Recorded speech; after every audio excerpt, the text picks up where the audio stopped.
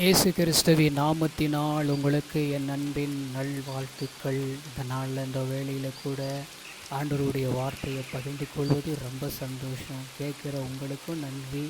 தினமும் அப்படியே ஆண்டவருடைய வார்த்தையை பகிர்ந்து கொண்டு அப்படியா உங்களோட கூட பேசுவது ரொம்ப சந்தோஷமாக இருக்குல்ல. அப்படியே அந்த நாளில் கூட பார்க்கும்பொழுது சங்கீதம் 138 அதிகாரம் 6வது வசனம், கர்த்தர்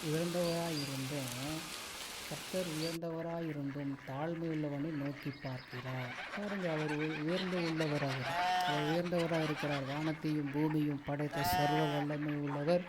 அவர் தாழ்மை உள்ளவனை தான் நோக்கி பார்க்கிறார். ஆனால் அதுக்கப்புறம் வசனத்துக்கு மேன்மையானவனையோ தூரத்திலிருந்து அறிகிறார். அது முழுசாக வாசிப்போமா?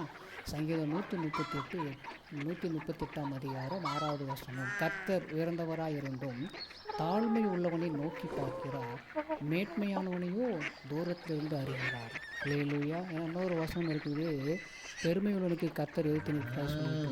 அப்படியே அவர் உயர்ந்தவராக இருந்தும் யாரை பார்க்குறோன்னா நம்மளை மாதிரி தாழ்மையில் இருங்க தான். என்னெல்லாம் யாருங்க பார்ப்பாங்க, என்னெல்லாம் யாருங்க ஒன்றுமே கேட்க மாட்டாங்க அப்படின்னு நீங்கள் நினச்சிட்டு இருக்கலாம். இல்லை, கர்த்தர் அவர் அனுதினமும் நம்மளை பார்த்து கொண்டே இருக்கிறார்.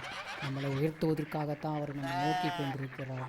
அதனால் நீங்கள் சோர்ந்து போயிட்டு அப்படியே கவலைப்பட்டு கொண்டிருக்காதீங்க. கர்த்தர் நம்மளை உயர்த்துக்கிற ஒரு காலம் வரும். ஏன்னா அவர் உயர்ந்தவர், எல்லாத்துக்கும் மேலான ஒரு நாமம் தரித்தவர். அவர் நம்மளை உயர்த்துவதற்கு நிச்சயமாக அவர் வழிவகுப்பார். சோர்ந்து போகாதீங்க, ஜெபம் பண்ணுவோம். எங்களை கிருபையாக நேசிக்கிற எங்கள் அன்பின் நல்ல தகப்பனே, நீர் உயர்ந்தவராக இருந்தும் தாழ்மையானவனை என்னை நோக்கி பார்க்குறீங்களா ஆண்டவரே? நான் ஒன்றுத்துக்கு தகுதி இல்லாதவன். எங்களை போய் நீங்கள் நோக்கி பார்ப்பதுனால ரொம்ப சந்தோஷம்.